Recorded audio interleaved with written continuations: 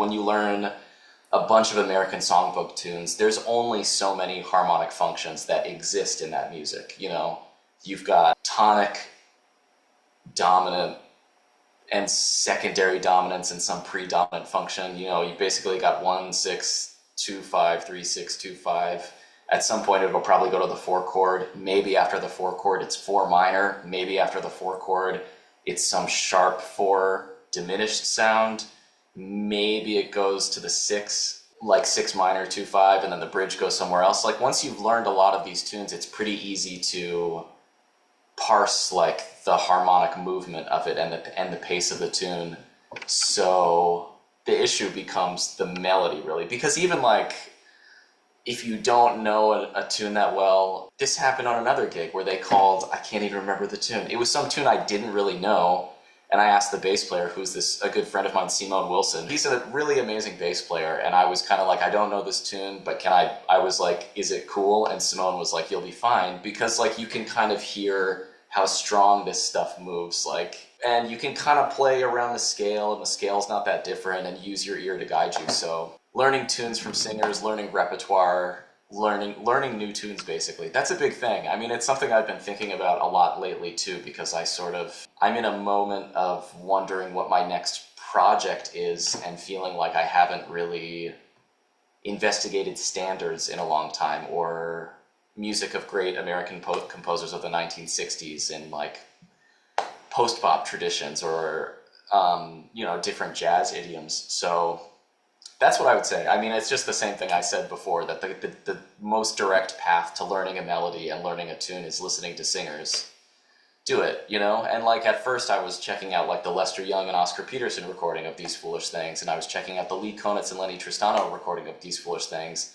And on every one of these recordings, they play the melody for like 8 measures, and then they just start improvising, essentially, which is so killing. And I love these artists and love these recordings, but I think if you're trying to learn a new tune by ear, or learn a new tune even along with a lead sheet and retain it, I think having a vocal version in your ear is always really, really beneficial for long-term melodic memory, as some might say.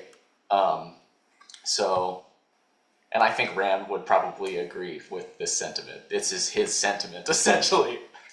I mean, I think the way I relate to stuff like this, specifically like harmonic devices and harmonic functions that are popular in popular music, I think I relate to it a lot like Ram relates to it, you know? And I think it's basically through nostalgia, I would say.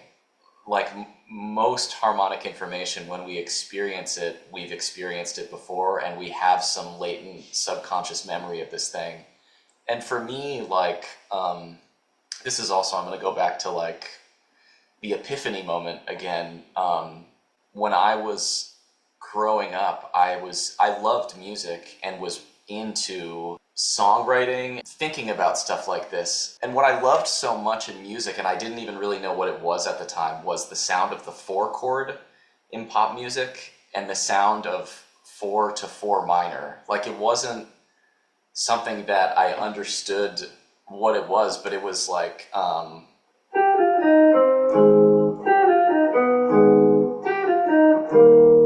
it's this device that is in like, oh yeah, it's an incredibly common chord progression in pop music.